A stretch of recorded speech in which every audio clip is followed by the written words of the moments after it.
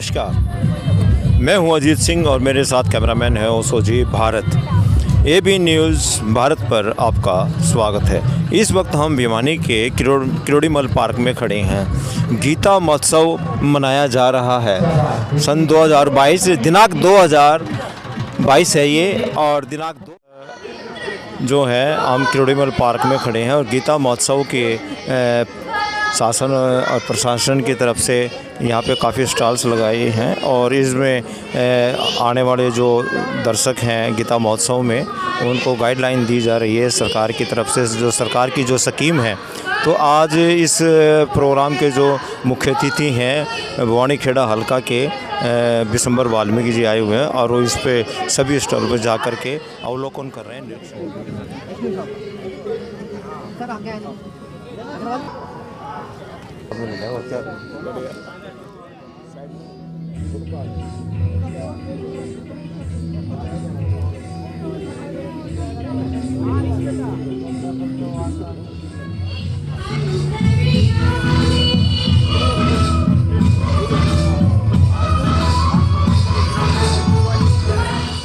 वहाँ खड़े होंगे ये वो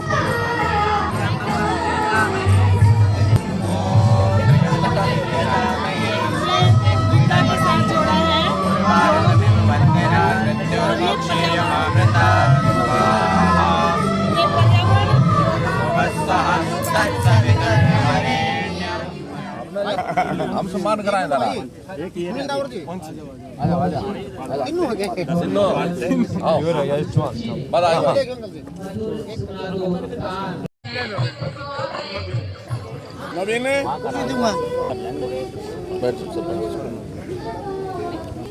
देखिए, सबसे पहले तो मैं प्रदेशवासियों को अंतर्राष्ट्रीय गीता महोत्सव के उपलक्ष्य में बहुत बहुत बधाई देता हूँ, शुभकामनाएं देता हूँ।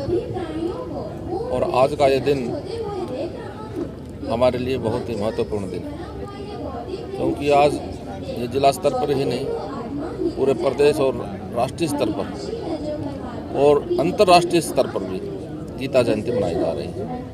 ये बहुत बड़ी हमारे लिए सौभाग्य की बात है, भारतवासियों के लिए सौभाग्य की बात है, जो कि विश्व स्तर पर ये अंतर्राष्ट्रीय गीता महोत्सव चल रहा है। ये माननीय नरेंद्र मोदी जी को हम धन्यवाद देते हैं, जिन्होंने गीता जयंती को लेकर के पूरे राष्ट्रीय स्तर पर मनाने का काम किया। और ऐसे ही हमारे हरियाणा प्रदेश के यशस्वी मुख्यमंत्री श्रीमान मनोहर लाल जी के नेतृत्व में यहाँ भी हम माननीय मुख्यमंत्री जी का धन्यवाद करते हैं। कितना फ़ायदा होगा सर, जो बच्चे हैं हज़ारों की संख्या में इन कार्यक्रम में भाग लेते हैं, तो कहीं ना कहीं पश्चिमी सभ्यता का असर देखने को मिलता था। गीता का ज्ञान से कितना आप इसमें फ़ायदा देखेंगे? देखिए, हमने अब अलग अलग स्टॉल लगी हुई हैं, हमने देखा उसमें जैसे कि अभी देख कर के आए हैं, यहाँ बच्चों को अच्छे संस्कार दिए जा रहे हैं। और गीता का 3रा अध्याय कहता है कि मनुष्य को अपना कर्म करना चाहिए और फल की इच्छा नहीं करनी चाहिए। इस तरह का यहाँ भी बच्चों को अच्छी तरह से और गीता, और यहाँ स्कूल के बच्चों ने भी बहुत अच्छी पेंटिंग की है। और अच्छे, मैं ये नहीं समझता तो युवाओं को क्या संदेश देना चाहिए? देखिए, युवाओं को आज तो हम गीता के ऊपर ये कहना चाहेंगे कि गीता का अध्ययन करना चाहिए हर युवा को और उसके बताए हुए रास्ते पर चलना चाहिए, क्योंकि गीता एक अच्छा संदेश देती है, मानव निर्माण का संदेश भी देती है, ऐसा हम मानते हैं। मैं युवाओं को इस सभी चैनलों के माध्यम से ये कहूँगा कि वो ज़्यादा से ज़्यादा गीता का अध्ययन करें और गीता के बताए हुए रास्ते पर चले। उसी में मनुष्य का भला है और मनुष्य का निर्माण है।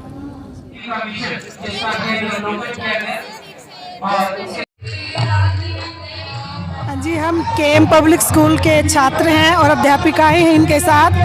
आज हमने गीता जयंती के महोत्सव पर पर्यावरण का संदेश दिया है गीता के माध्यम से हमें हमारे पास ये बच्चे हैं योगा का महत्व बताया इसमें और हवन का महत्व बताया है कि 8 बच्चों ने पार्टिसिपेट किया है। आधुनिकता की इस दौड़ में आज कोई भी हवन के महत्व को भूल रहे हैं, योगा को भूल रहे हैं, पर्यावरण की तरफ ध्यान नहीं दिया जा रहा।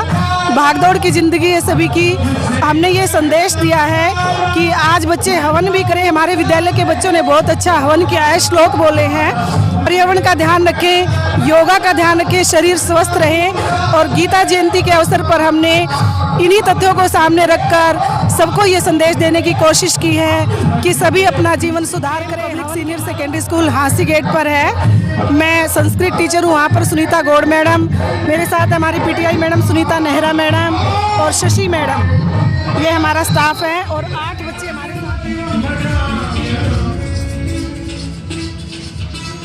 बताइए कि आज ये जो आपने ये जो स्टॉल लगाया है किसकी तरफ से लगाया है, क्या आपका संगठन का नाम क्या है? ये प्रजापिता ब्रह्म कुमारी ईश्वरीय विश्वविद्यालय के ओर से लगाया गया है। इसका मुख्य कार्यालय माउंट आबू में है। इसका मुख्य उद्देश्य ये है, ये जो कलयुग की दुनिया है इसको सतयुगी दुनिया में कैसे बदलना है। जो विकार आए हुए हैं उनको हम कैसे। मेरा नाम ब्रह्मा कुमारी सुमित्रा। तो ब्रह्मा कुमारी सुमित्रा जी, आप ये बताएं आप कितने वर्षों से इसमें काम कर रहे हैं? मैं इस ज्ञान में लगभग 25 साल से जुड़ी हुई हूँ और यहाँ पर जो राजयोग का अभ्यास कराया जाता है वो राजयोग का अभ्यास करते हैं और जन जन की सेवा करते हैं। सभी को हम यही प्रेरणा देते हैं कि जीवन में अगर राजयोग को शामिल किया जाए तो सुख शांति समृद्धि आ जाएगी। तो आप भिवानी से बिलोंग करते हैं? जी हाँ। तो आपका आश्रम कहाँ पड़ता है जी? ये हमारा आश्रम ये जो बाग कोठी के पास डोबी तालाब है, सोमारी माता टाइयान पाना में। तो अभी हमने देखा है ब्रह्मा कुमारी जी के उसमें एक श्लोक लिखा हुआ है, क्रोध आने के कई कारण हैं, हो सकते हैं परंतु निवारण तो कई हो सकते हैं, केवल समझ व धैर्य की जरूरत है। जी, तो कई बार हमें क्या होता है कि किसी व्यक्ति के द्वारा या कोई काम बिगड़ जाए या कोई टेंशन हो जाए तो भी हमें गुस्सा आ जाता है, लेकिन गुस्सा आना माना आत्मा की कमजोरी है। और जब हम राजयोग का अभ्यास करते हैं तो इससे आत्मा हमारी शक्तिशाली बनती है, बुद्धि हमारी सही समय पे सही निर्णय ले सकती है, तो हम क्रोध का निवारण कर सकते हैं राजयोग के अभ्यास से। तो एक श्लोक और देखा जी हमने, तेरी जिंदगी अगर फाइन है तो समझ लेना उस पे मेरे बाबा का साइन है। तो ये बाबा किसको बताया गया है? ये हम परमात्मा, निराकार परमात्मा जो शिव है उनको हम प्यार से बाबा कहते हैं, क्योंकि वैसे भी सभी कहते हैं कि परम पिता, तो उस पिता को ही हमने बाबा के रूप में माना, उससे हमने नज़दीक का संबंध जोड़ा है। तो अगर परमात्मा की नज़र और उसका हाथ मेरे सिर पर है तो मेरी ज़िंदगी। एक श्लोक लिखा होता है, यदा यदा ही धर्मस्य ग्लानिर्भवति भारत है, माना मैं इस संसार में तब आता हूँ जब धर्म की अति ग्लानि हो जाती है। तो गीता के अंदर जो बार बार शिव भगवान वाच, माना केवल एक ही शास्त्र ऐसा है जिसमें भगवान वाच लिखा हुआ है, और भगवान श्री कृष्ण नहीं हो सकता। श्री कृष्ण एक देवता है। परमात्मा शिव ने कलयुग अंत में आकर जो ज्ञान दिया, उस ज्ञान को धारण करके सतयुग का पहला प्रिंस श्री कृष्ण होता है। माना इस गीता ज्ञान को हम जीवन में अपना के ऐसे देवता बन सकते हैं। बीके आरती बहन। बीके आरती, तो आप कितने साल से इसमें वो काम कर रहे हैं? मैं 15 साल से इसमें हूँ और 10 साल से सेंटर पे रह रही हूँ दीदी के साथ। इसमें ब्रह्म कुमारी उसमें आपने ये जो वेशभूषा ली है, तो इसमें आपको कैसा प्रतीत हो?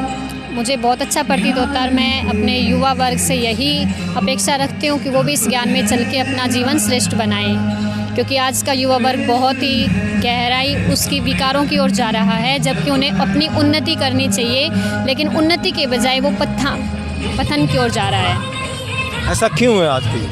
क्योंकि आजकल का हमारा समाज चारों तरफ का नेगेटिव है, जो नेगेटिव वातावरण है उसका प्रभाव ज़रूरी बहुत जल्दी पड़ता है। संग का रंग जो कि खास युवाओं के ऊपर देखने में आता है, जबकि बुजुर्गों में इतना देखने में नहीं आता, लेकिन हम युवाओं में देखते हैं कि कोई ड्रिंक पीता है तो वो उसके साथ बस ड्रिंक की लत लग जाती है। तो यही है, परमात्मा निराकार है और जिस प्रकार हम हवा को महसूस कर सकते हैं, लाइट को देख सकते हैं, इसी तरह से जैसे हम आवाज़ से बोल सकते हैं, हमें महसूस हो रहा है कि हमारे अंदर प्राण ऊर्जा है, हमारे अंदर चैतन्य आत्मा है, लेकिन वो हमें आँखों से दिखाई नहीं देती। इसी तरह से परमात्मा को भी हम आँखों से देख नहीं सकते, लेकिन हम महसूस कर सकते हैं। जैसे किसी में कई बार हिम्मत टूट जाती है, कोई इंसान जाके उसको बहुत अच्छी बात बता देता है, तो उसने कोई टैबलेट या कोई उसको कुछ पिलाया नहीं, जबकि उसके अंदर एक हिम्मत आ जाती है, माना वो एक महसूस करने की शक्ति है। तो इसी तरह से परमात्मा को भी हम महसूस कर सकते हैं और परमात्मा निराकार है।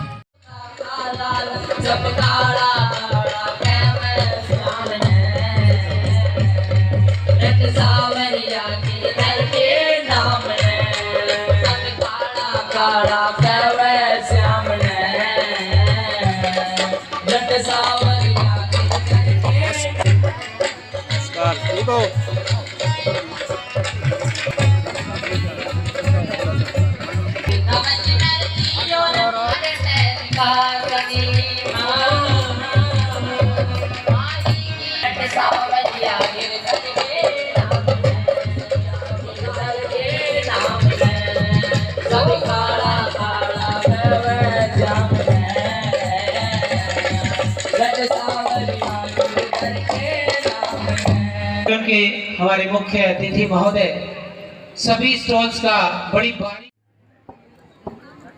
जब तक अपनी प्रॉप्स नुसरत जी सभी म्यूजिशियंस के साथ और शोभा यात्रा की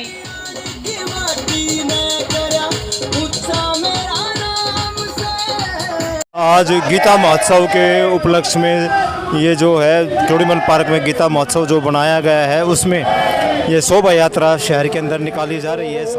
काफ़ी सामाजिक संगठन और सरकारी संस्थाएं जो हैं, उन्होंने इसमें अपना जो गीता के महत्व का सभी को ज्ञाचर साथ चल रहे हैं। भक्त प्रहलाद का है ये दृश्य।